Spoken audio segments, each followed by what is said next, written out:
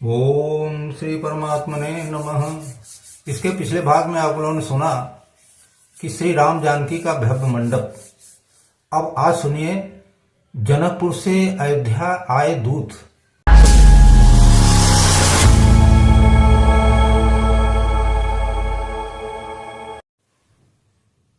ओम श्री परमात्मने नमः।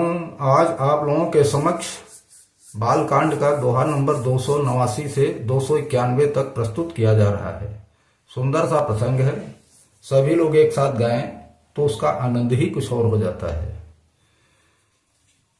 दीनदयाल बिरदु संभारे, हरहु नाथ मम संकट भारे। दीनदयाल बिरदु संभारे, हरहु नाथ मम संकट भारे। रचे रुचिर बरबंद निवारे, मनहु मनोभव फंद संवारे। मंगल कलश अनेक बनाए, ध्वज पताक पट चमर सुहाए। दीप मनोहर मणिमय नाना, जायन बरनी विचित्र बिताना। जहि मंडप दुलहिनी बैदेही, सोबर ने असीमति कवि केही। दूल्हु राम रूप गुण सागर, शोभिता ने तिहु लोक उजागर। जनक भवन कै शोभा जैसी, गृह गृह प्रति पुर देखिय तैसी। जेहि तेरहुति तेहि समय निहारी, तेहि लघु लगहि भुवन दस चारी। जो संपदा नीचे गृह सोहा, सो बिलो किशोर नायक मोहा।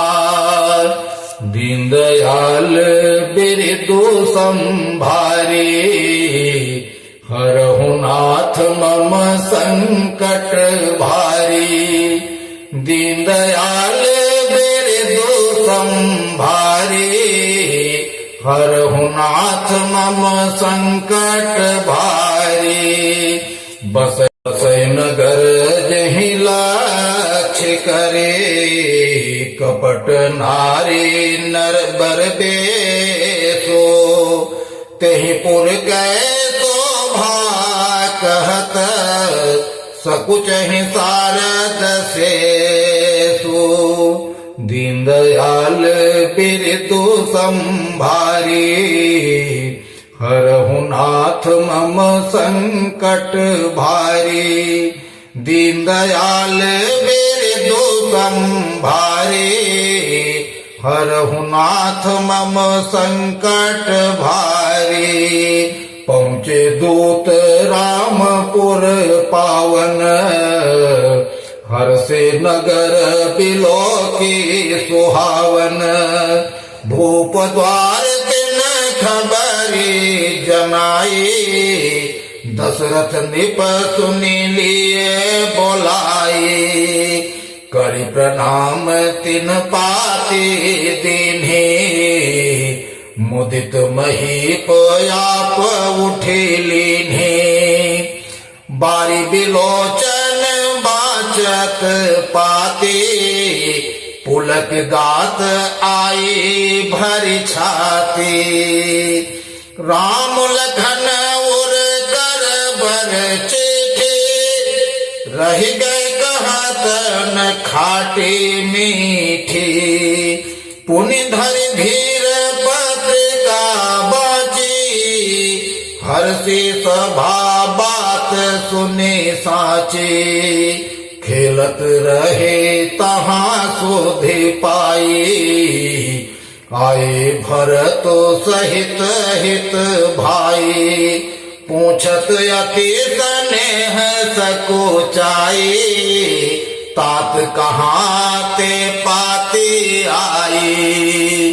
दीनदयाल बिरदु संभारी, हरहु नाथ मम संकट भारी। दीनदयाल बिरदु संभारी, हरहु नाथ मम संकट भारी। कुशल प्राण प्रिय बंधु दो, अहै कहूँ केहि देश। सुनि स्नेह साने बचन, बाँचे बहोरे नरेश। दीनदयाल बिरदु संभारी, हरहु नाथ मम संकट भारी। दीनदयाल बिरदु संभारी, हरहु नाथ मम संकट भारी। सुनि पाती कुल के दो भ्राता, अधिक स्नेहो समात न गाता। प्रीति पुनीत भरत कै देखी, सकल सभा सुख लहे वो बिसेखी। तब निपदूत निकट बैठारे, मधुर मनोहर वचन उचारे। भैया कहवो कल दो बारे, तुमनी के निज नयन निहारे। श्यामल गौर धरे धनु भाथा, भय किशोर कौशिक मुनि साथा। पहचान हो तुम कहूँ सुभाओ, प्रेम विवश पुण्य पुण्य कहराओ। जातिन ते मुनि गए लवाई, तब ते आजो साचे सुधे पाई। कहूँ विदेह कवन विधि जाने, सुनि प्रिय वचन दूत मुस्काने। दीनदयाल बिरदु संभारी, हरहु नाथ मम संकट भारी। दीनदयाल बिरदु संभारी, हरहु नाथ मम संकट भारी। सुनो महीपति मुकुट मणि, तुम सम धन्य न को। राम लखन जिनके तनय, विश्व विभूषण दो। दीनदयाल बिरदु संभारी, हरहु नाथ मम संकट भारी।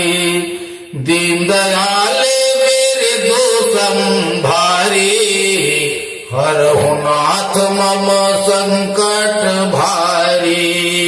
बोलिए सियावर रामचंद्र की जय।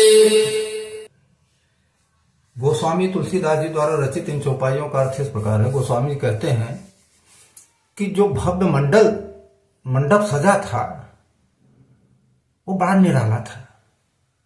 ऐसे बंधनवार बनाए गए थे, ऐसे बंदरवान बने थे जो कि कामदेव अपने हाथों से, ऐसा लगता है, बनाए थे। सुंदर कलश, सुंदर सा मंडप, बंधनवार पताका, ऐसे बने थे कि जो कि जगत में या विश्व में या कहीं भी कोई मंडप ही नहीं बना था। अरे जहां प्रभु श्री राम विराजेंगे, जहां उनका विवाह होगा, उस मंडप का वर्णन कोई कवि कैसे कर सकता है। जहां रूप राशि गुण रूप का प्रभु श्री राम दूल्हा और जानकी जी दुल्हन के रूप में विराजेंगी, उसका वर्णन तो तीनों लोकों में कहीं नहीं हो सकता। कोई नहीं कर सकता। जैसा जनक जी का घर सजा था वैसे जनकपुरवासी के पूरे सबके घर उसी तरह सजे थे, सुंदर, चमचमाते हुए, लहलहाते हुए। इसका वर्णन कोई कभी नहीं कर सकता है। इसका वर्णन जो है कोई कभी नहीं कर सकता है। जो संपदा, जो वो देख के इंद्र भी मुस्कुराते थे या ललचाते थे। जहां मां लक्ष्मी इस तरह का रूप धारण करके आई हूं, उसकी गाथा तो मां सरस्वती और शेष जी भी नहीं गा सकते हैं।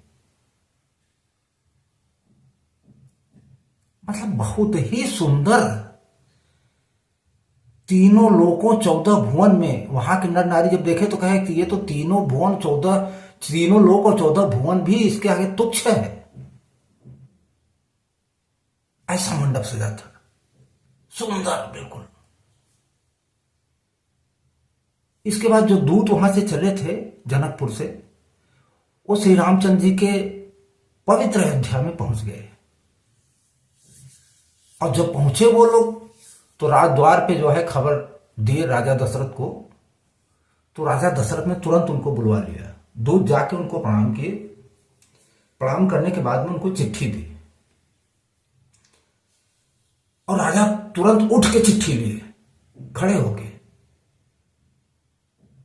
और इतना विह्वल थे, इतना उनका मन विह्वल था, शरीर पुलकित था, नेत्रों में जल भर आए थे कि वो कुछ किसी लायक करने लायक नहीं थे।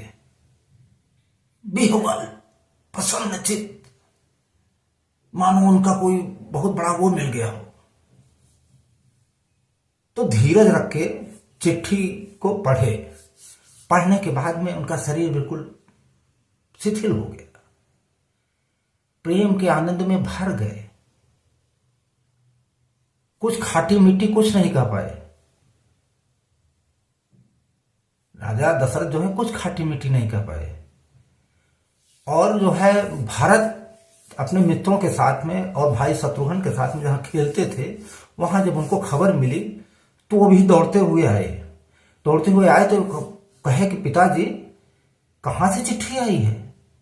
मेरे दोनों प्राणों से प्यारे दोनों भाई कुशल तो हैं, किस देश में है?